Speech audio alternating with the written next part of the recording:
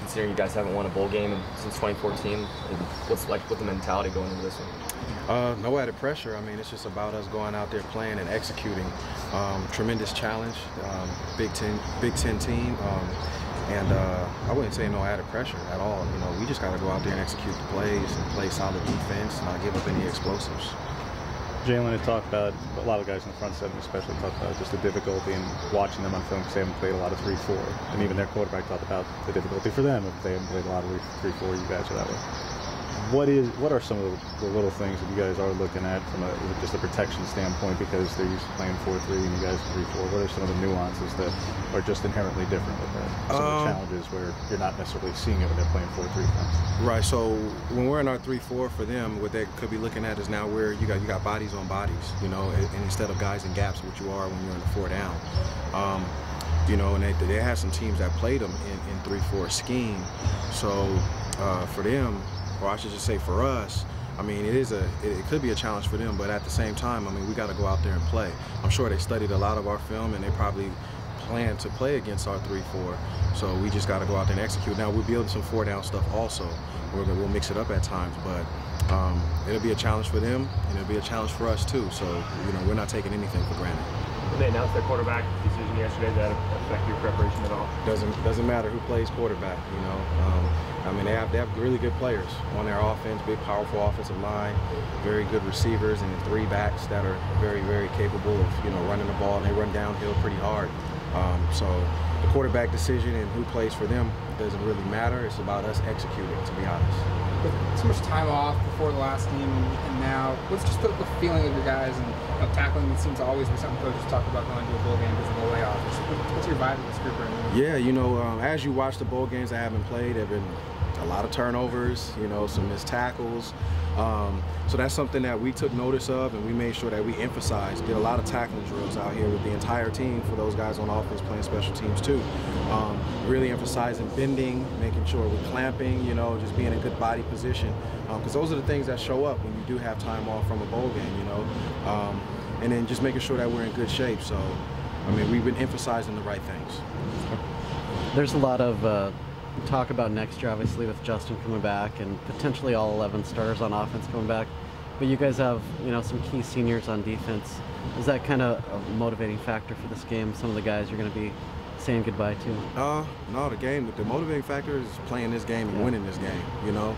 It's brought up where, you know, hadn't won a bowl game in a while, and we're also we're not in Austin, so we're on the road, so there's a lot of external, you know, factors there, but it just comes down to it. We have to go out there and play a great game, do what we're supposed to do, effort, energy, and then, you know, just doing your assignment. But what did Ugo and Jalen and Hollins and Lonnie kind of mean to you in turning this thing around? Oh, man, I mean, those are tremendous guys, you know. I mean, we couldn't have had the season without them, and I mean, really a lot of those guys. I mean, after the game, you know, I think about that because I definitely will miss Ugo, Matrell, and those guys, Jalen, all those guys who are leaving, Justin.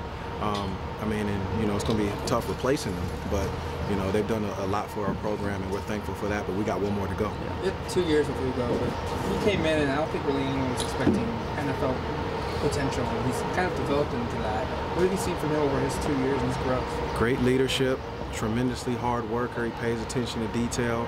I mean, and just for him to have the trust within the coaching staff to be moved around a little bit, you know, so I'm excited for the opportunities that he has afterwards. When you took over, did you watch any film on him his first 2 years here, or just to see like what his development has been over kind of Well, yeah, you know, when we first got in, we sat down and we watched every player on the defense to kind of see what it is that we have and what we're working with. And as a coaching staff, you have to make sure you know what you do have and then put those guys in good position, regardless of what scheme you may want to play as a coach.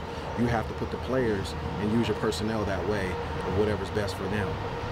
I realize we're obviously talking about Monday, but we haven't heard from much of a defensive voice on the recruiting class coming in. So just speaking about the 2 defensive backs, in particular what you saw from Quez and Michael, as far as what those guys bring to the table and what they got coming in. Yeah, I mean, Quez, you know, I mean, he was tied the Alabama State record for interceptions. I was hoping he was going to get the whole thing, but he's just a ball hawk. Guy is going to have to, you know, put on some weight and stuff, and just, you know, improve in his cover ability and stuff like that. But I'm excited about him. And then with Michael, just a tremendous athlete, you know, just cover corner, very, very dynamic. We're excited about, you know, those two guys in the secondary, you know, coming in and helping. When you have a guy like Ugo leaving who is that versatile, obviously played pretty much everything at 2A level there. Do you think that potentially years to come that he could kind of fill that jack of all trades kind of role in that spot? I mean, you know, possibly. I mean, but we got guys, you know, like Steve Stevens, Billy Gibson, who have to do a lot of development in this offseason too. So, you know, those guys aren't mid-year, so, you know, those guys who are here are going to get the first crack at it. And then when those young guys come in, they're going to have an opportunity to earn it. So it'll be fun. I mean, we got some good guys to play with. A couple more. You guys ever would you use like the Cheez-It Bowl as an example of like getting guys to focus in and be ready for a game? I mean, Coach Cristobal has pointed out, you know, certain things that happen out of, you know, the bowls, like for instance the turnovers, you know, and the missed tackling, and we watch that and we just tell our guys to motivate them. Hey, this is what happens when you go in a bowl game. Not pointing anything out at those teams who played in those games, but you know, you want to play a really good game. The nation is going to be watching you, and you want to go out there and give it your best. This is the last game that we'll have for 2018 before we lead into 2019, and we want to send our seniors off, and we want to win the game because it's just a game, and that's what we're supposed to do. Can you tell the seniors in your career, do they kind of like soak in bowl weeks a little more, try to make every moment count?